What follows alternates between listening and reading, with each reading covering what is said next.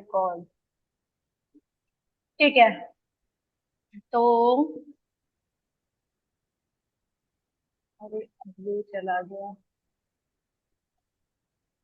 हाँ जी। तो देखिए 19वीं अभ्यास जी। है, ठीक है।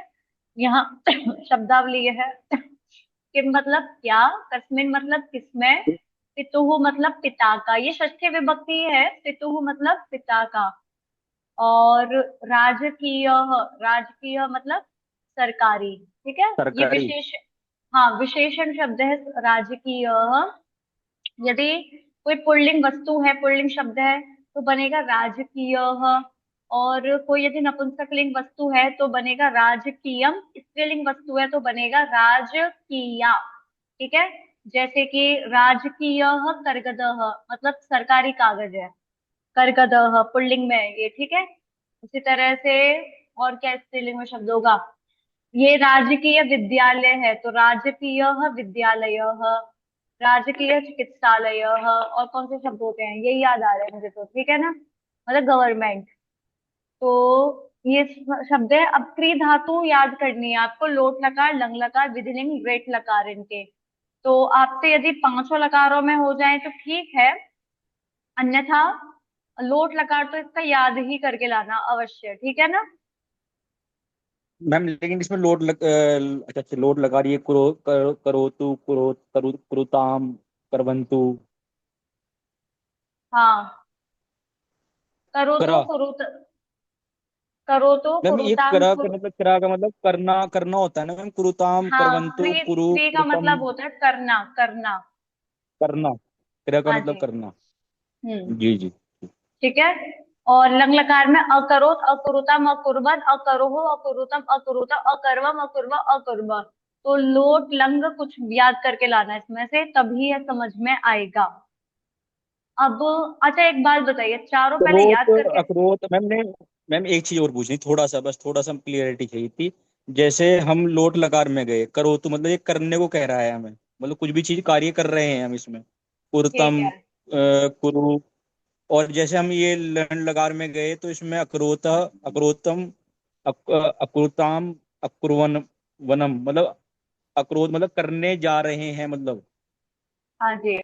अक्रोथा कर लो, कर लो मतलब ये क्या मतलब प्रेजेंट, कुछ इसमें प्रेजेंट पास्ट ऐसा कुछ है ना मैम इसमें। अकरोत में आपका बने, बड़ी गड़बड़ी हो गई सही में। अक्रोत अकरोत। अक्रुताम अक्रुवनम अक्रो अक्रुतम अकुरत अकुवत, पता नहीं ऐसे कुछ, अकरवम ये लंग लकार है अक्रुवम। आपका, ठीक है, लंग लकार है। जी जी जी। अकरोत बनता है लंग लकार थोड़ा में। अक्रोत अब आप, का मतलब क्या होता है मैडम थोड़ा। अकरोत का मतलब किया। किया। कोई भी कार्य कर हाँ। रहे हैं मतलब, कर रहे हैं इसमें। अरे पास्ट है उसका, क्री धातु का। जी जी अच्छा अच्छा।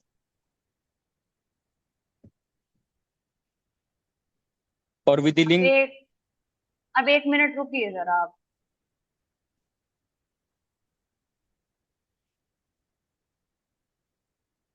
एक सेकंड रुकना, वो और चली गई मेरी तो पीडीएफ।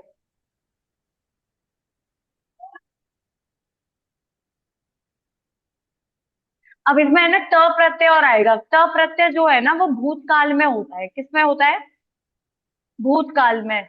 अब ये समझ में आ रहा है आपके, जैसे पास्ट को बताने के लिए एक त प्रत्यय का प्रयोग होगा, जैसे चाहिए अर्थ के लिए एक तव्य प्रत्यय आया था, उसी तरह से पास्ट को बताने के लिए भी उसका प्रयोग होगा आपका, भूतकाल का। ठीक, आया समझ में ये।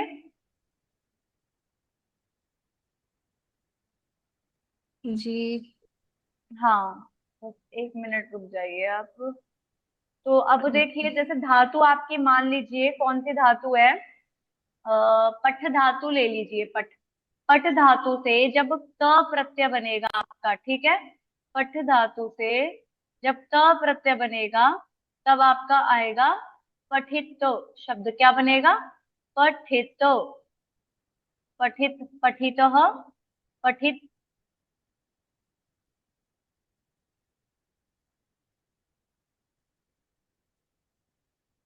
पठ, पठितः, बताइए।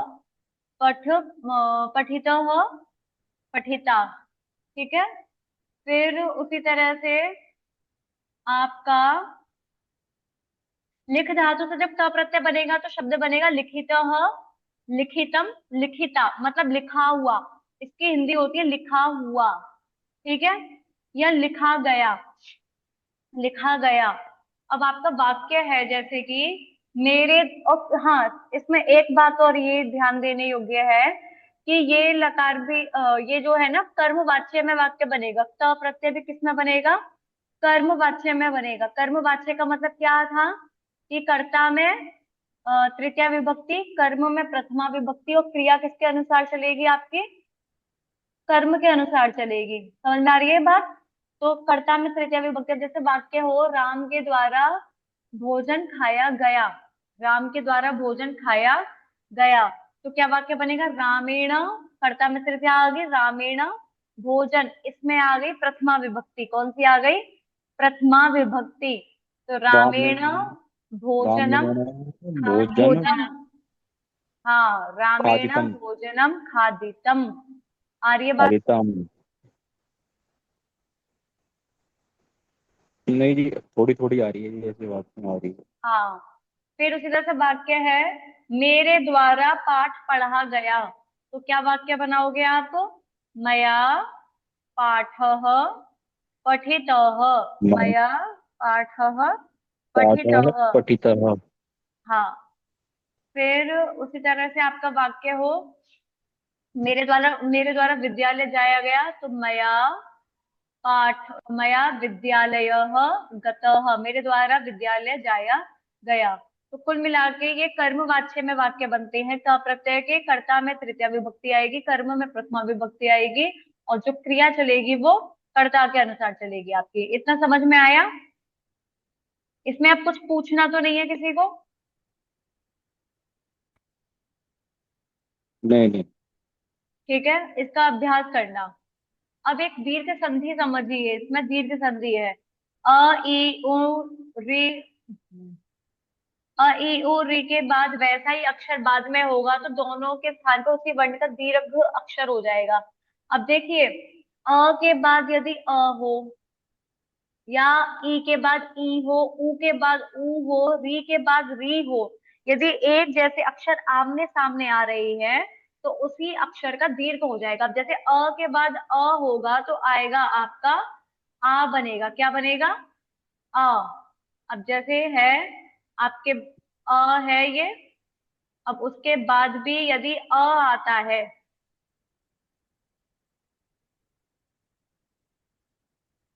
तो दोनों को मिलाकर होगा क्या बनेगा? आ। जैसे कि उदाहरण इसमें दे रखा है, क्या उदाहरण है? विद्याधन आलयः, क्या उदाहरण है? विद्याधन आलयः। अब देखो, विद्या में यहाँ पे आ दिखाई दे रहा है आपको लास्ट में, विद्या के अंत में क्या है? आ है। और उसके बाद भी आलय में, ये शुरू में देखिए यहाँ पे आलय का भी ये अ दिखाई दे रहा है। तो अब दोनों अ को और आ को यदि मिला दिया जाए तो क्या बनेगा? दीर्घ आ हो जाएगा। क्या बनेगा? आ दीर्घ। तो क्या बना शब्द? विद्यालय। क्या बना? विद्यालय। अब देखो, ग्री में, गिरी में रा पे ये ई की मात्रा है, छोटी ई की, इसके बाद ये ई की मात्रा आ रही है, बिल्कुल वैसा ही अक्षर है। ह्रस्व या दीर्घ हो बाद में उससे कोई मतलब नहीं है, लेकिन उसके जैसा होना चाहिए। ई के बाद ई होना चाहिए, ऊ नहीं होना चाहिए। तो इसको भी दीर्घ हम्म। हो जाएगा तो गिरीशः बनेगा। अब गुरुधन उपदेश गिरीशा में हो देखो, गया। गुरुधन उपदेश में भी देखो, गुरु के बाद मतलब गुरु में ऊ है, और उपदेश, उपदेश में भी क्या आ रहा है? ऊ आ रहा है। तो दीर्घ होके क्या बनेगा? हम्म। गुरुपदेश। क्या बन गया शब्द?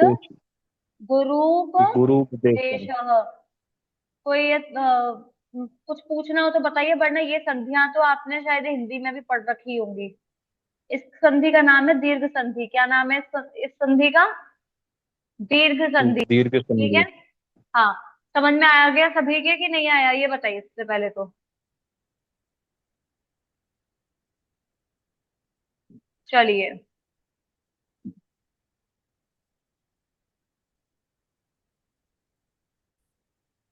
चलिए,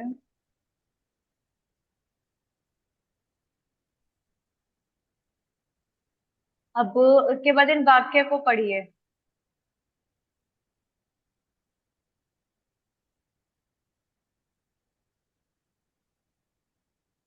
वाक्य पढ़िए। तव किम नाम अस्ति। हाँ, तुम्हारा क्या नाम है। ठीक है। फिर आगे, मम्मा नाम। मम मम नाम राम अस्ति।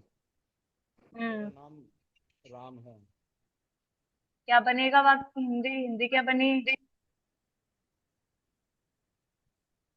मेरा नाम। मेरा नाम राम है। मेरा नाम राम है। फिर तव पितुः किम नाम अस्ति। गाड़ी वाला आ गया मालती।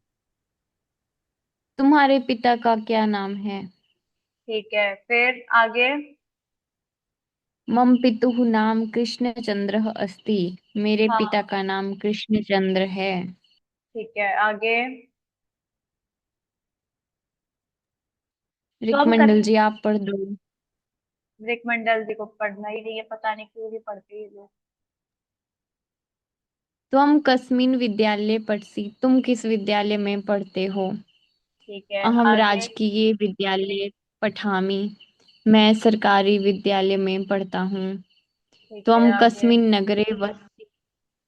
तुम किस नगर में बसते हो या निवास करते हो। हम्म, वसती रहते हो, निवास कर रहते ओके। हो। तुम किस नगर में रहते हो। अहम अहम अहम प्रयाग अहम अहम प्रयाग नगरे बसामि। बसामी, मैं प्रयाग प्रयाग नगर में रहता हूँ। रहता हूँ। और सब अपने अपने उसका बोलोगे तो कैसे बोलोगे? अहम कोलकाता नगरे वसामी। अहम, कुछ भी ले लो, एक्स वाई जेड जो भी है, पटना नगरे वसामी। ठीक है। तुम कस्मिन् विद्यालये पठसि। अहम एक्स वाई जेड इति विद्यालये पठामि। ठीक है। तव पितुः किम नाम अस्ति। मम पितुः नाम कृष्णचंद्र या जो भी है, बस उसके आगे अपना विभक्ति डाल दो। ठीक है। अस्ति। आया समझ में ये? चलिए, ठीक है। जी। इसको नहीं समझ में आई हो नहीं अभ्यास तो कल पूछ लेना, 19 अभ्यास तक प्रैक्टिस करना। फिर लास्ट कल का एक पाठ बचेगा 20। इस तरह से आपकी ये पुस्तक हो जाएगी पूरी कंप्लीट। और ये, हाँ, इन टेबल्स को याद जरूर कर लेना, इसमें से कुछ छूटना नहीं चाहिए। ये सारा है, ये तत्व वाला युष्मत आदि का, ये सब दूंगी मैं पेपर में। ठीक है ना? चलिए, अब ठीक है, तो अब हम रखते हैं। ठीक है, सभी को नमस्ते।